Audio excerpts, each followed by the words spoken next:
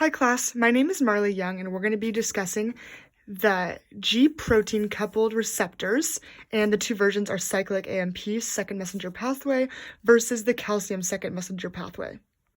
G proteins are actually the most common form of receptor in our bodies, and they're extremely useful in the processing of catecholamines and other water-soluble hormones, because they can't get through the semi-permeable phospholipid bilayer in order to get into the cell. So they need this specific method to activate first and second messengers and tell the cell what to do. First of all, let's talk about the actual G protein itself in this complex. So they're made up of 3 subunits. 1, 2, 3. 1, 2, 3. These are little pictures that helps me differentiate them. But the ones we're going to be talking are alpha subunit S, alpha Q11. These are the 2 main ones that we're going to be graphing, but there's also alpha I and alpha 1213. So this one is the second messenger is CAMP, cyclic AMP, and for this one it's calcium. So basically the way that the cell is going to determine which method and route of the G protein receptor it's going to use is based on which alpha subunit it is. And in this case, we're going to be talking with the activation of adenyl cyclase receptor. We're going to be talking about alpha S. So there's this 7 transmembrane domain structure here that the extracellular part receives, is the receiver of the neurotransmitter water-soluble hormone. And the parts of it are we have the domain receptors, the 7TM receptors, and the heptahelical receptors. And 3 of these loops are on the extracellular portion, and 3 of these loops are on the intracellular portion.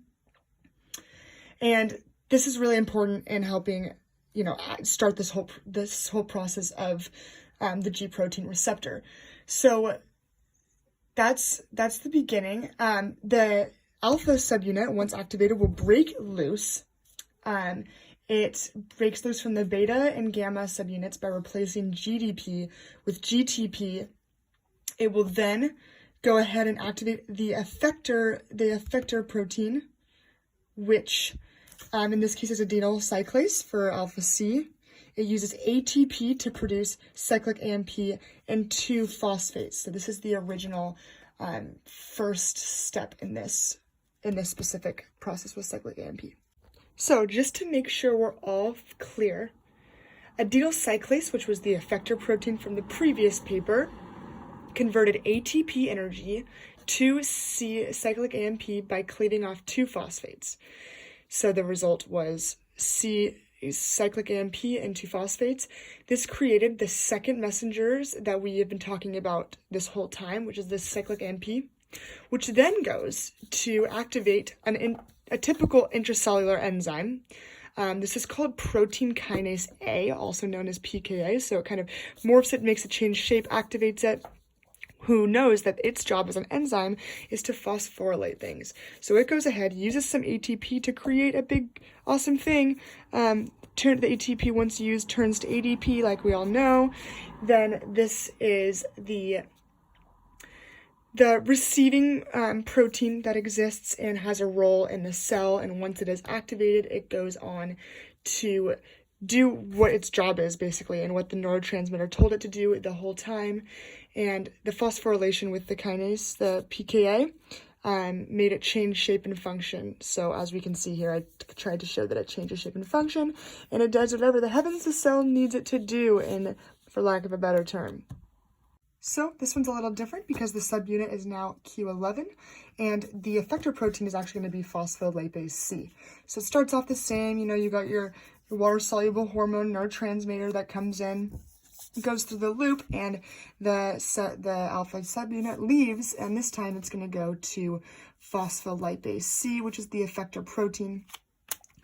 Phospholipase C converts PIP, which is in the lipid bilayer, to either IP3 or DAG. So if the cell goes on the IP3 route, it's going to go ahead to the endoplasmic reticulum, grab out some calcium from the ER, and this is the second messenger in this receptor. And this is gonna go, the calcium is actually gonna go ahead and activate the calmodulin. And this active calmodium, this turns it into the active calcium calmodium complex, which goes ahead and turns the inactive CAM kinase into an active CAM kinase, which stands for calcium calmodulin dependent protein kinase. So once this is activated, it, like before, is going to take ADP, which turns into ADP, and do something great, because it's going to take the proteins that exist already in the intercellular fluid and make them active and excited and do what exactly it is asked by the neurotransmitter, and put out a cellular response. DAG, or diacylglycerol, is the activated one. It's going to go ahead and activate protein kinase C. So this was inactive, this is active. This protein kinase C is going to go ahead and chooses the designated, use ATP, turn it to ADP, which turns it to ADP, do something great. It's going to take the inactive designated protein and activate it, which changes its shape and function again and does what the cell will need. And basically, those are the three kind of alternative pathways that can happen with, that we're going to study in this class with the G-coupled protein receptors. Awesome. Thank you so much.